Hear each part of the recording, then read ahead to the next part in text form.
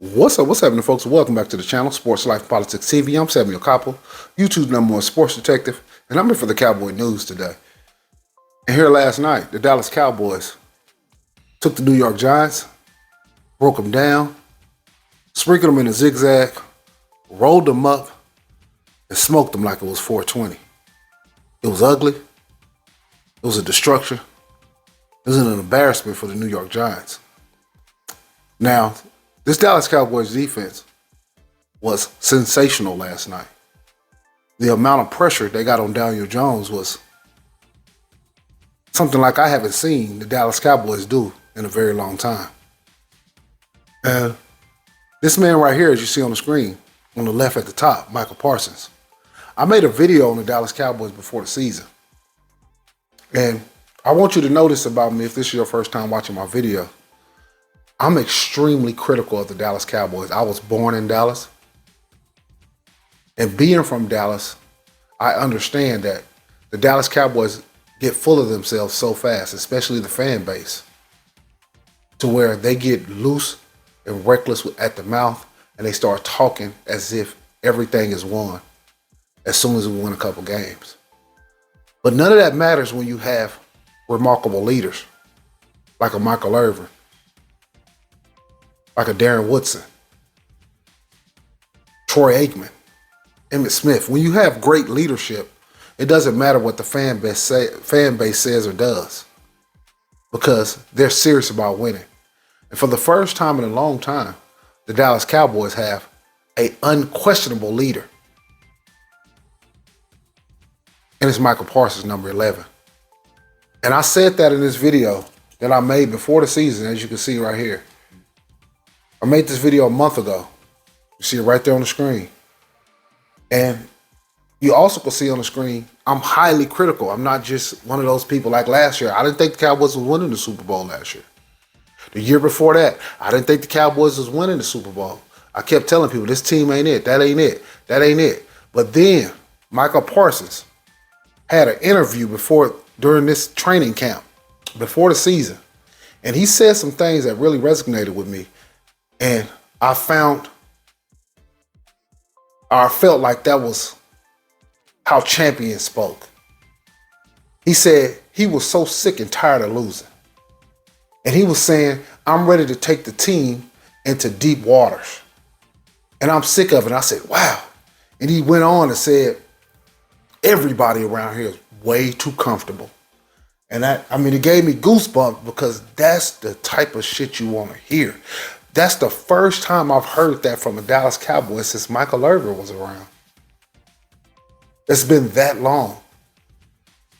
And he came out last night, and early in that game, he was unblockable. He set the tone, and the rest of those guys followed. The Dallas Cowboys on defense are very deep. Very deep. But the offense is the only thing that scares me. The offense doesn't have an identity. They don't have a real true power back. And Dak Prescott still feels like he's one of the top quarterbacks in the league, because he's not. Dak Prescott is not one of the top quarterbacks in this league. I don't care what you tell me, what you say. He's a decent quarterback. He's a small step above Jimmy Garoppolo. He's on the same level as a Brock Purdy. Look, you know what I like about the 49ers? They know who they are. They know exactly who they are. You might say the Dallas Cowboys are a defensive team, but that shit don't matter if the offense don't feel that way, and the quarterback don't feel that way, and the offensive coordinators doesn't feel that way. I want to hear Mike McCarthy come out and say, hey, man, I think the Dallas Cowboys are not, we are, as the Dallas Cowboys, a defensive team. We're going to play good special teams, and we're going to be solid, not turn the ball over, and we're going to work off that play action. I want to hear that shit. I truly want to hear that, y'all. And as you can see, the reason I went to this video, I want to look at the stats. 13 for 24, 143 yards. Those look like losing numbers, but those was winning numbers. 14 attempts on the ground for Pollard. 70 rushing yards, 2 rushing touchdowns, 2 receiving. They actually did something I couldn't believe they did. They actually found a way to use Kevontae Turpin. That was unbelievable to me because they always talk about they get these certain little guys. We're going to find a way to get him the ball. We're going to use him. They actually did it. But Dak Prescott is not one of the top quarterbacks. He's a play-action quarterback. He's good off running the ball and creating that balance. But if you're asking him to drop back and pass all the time, he can't do that. He's not that type of quarterback. He's good at reading the field. He's not great at it. And he doesn't even use his legs like he should no more. There was a time in that game where he could have easily picked up 10, 12 yards with his legs, and he just threw a bad ball. But I love everything about this defense, and I'm not just one of these people who's saying it. You know, if you're a Cowboy fan, and every year you say we're going to win the Super Bowl, and then this year we good, you can't say, I told you. Because if last year you were saying the same thing, and the year before that you were saying the same thing, that shit doesn't hold no weight. You just out here talking. I've been critical of the Cowboys and telling you, hey man, this ain't it. Last year I told you this not the team. That's not it. I can look at them, that's not it. This team, when I heard that man talking that preseason, I said, this is it, y'all. They held Daniel Jones to 104 yards passing, 2 interceptions, 43 yards rushing. They smashed Barkley. They smashed Waller. They smashed all the receivers. It was impressive to watch. And people blaming all the shit on Daniel Jones. You can't play quarterback when every time you drop back, there's pressure or you're being sacked. You can't. Look, I ain't saying Daniel Jones played great by no stretch of the imagination. But there ain't a quarterback in the world who can play if you have 25 fucking pressures and you have 8 sacks, 7, 8 sacks. You just can't do it. It becomes impossible. You can't get the running game going. You can't get nothing. The offensive line ain't blocking. It was just, it was a nightmare for the Giants. And that's why I say it doesn't pay to be a fanboy. Because I see New York Giants channels, and they was talking all week that they was going to beat the Cowboys and this, that, and the third. And they wasn't even prefacing it by saying, hey, I think we're going to beat the Cowboys. Even though I know the Cowboys have a phenomenal front seven. If the Cowboys got after Daniel Jones, I believe that the Cowboys going to win. But I just think the Giants have made the improvements to win the game. Last year we built it off the play. I can respect that. But when you make these blanket statements and make it like for a fact that no, Daniel Jones has never been a great quarterback. He's a decent quarterback. He's a step below Dak Prescott. But Daniel Jones is also a better quarterback when you can establish the run. That's how they was able to make the playoffs last year. His feet, along with Saquon Barkley's feet, being able to use the ground game was the reason why they were able to make the playoffs. The running game is so important. Most teams ain't got, almost no teams have Patrick Mahomes. You don't have Aaron Rodgers. If you ain't got that, you have to use the running game to make the defense a whole lot more honest, you guys. You just have to do it. They got Darren Waller from the Raiders last year. They shut him down. Barkley got popped, pick 6. Bland ran that thing into the end zone. But the Dallas Cowboys look good.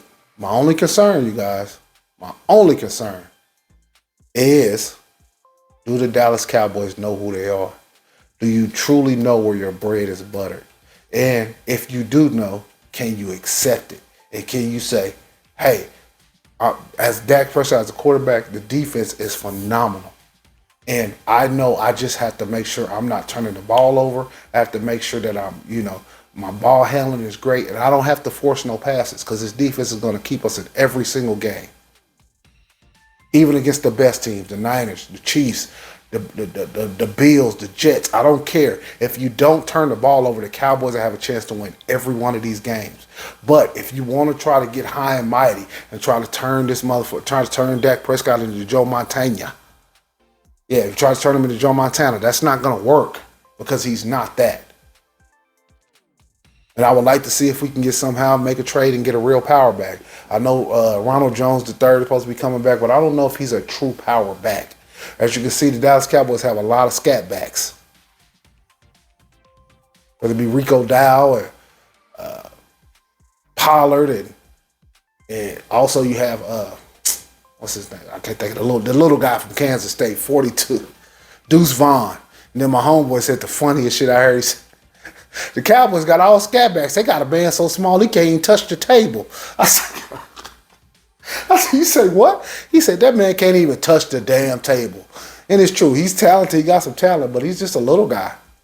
You know, you can't lean on them little guys. Eventually, you're gonna need him to pass, block, and shit. So that don't mean he can't play football because he can, but you have to have that balance. You're gonna need a little bit of power too. So I would like to see if the Cowboys can do that. But great performance by the Cowboys tonight.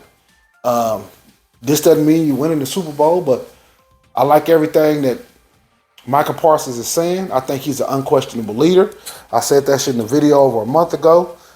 It ain't Dak Prescott. Hopefully they can get Trey Lance. You know, they can get him going.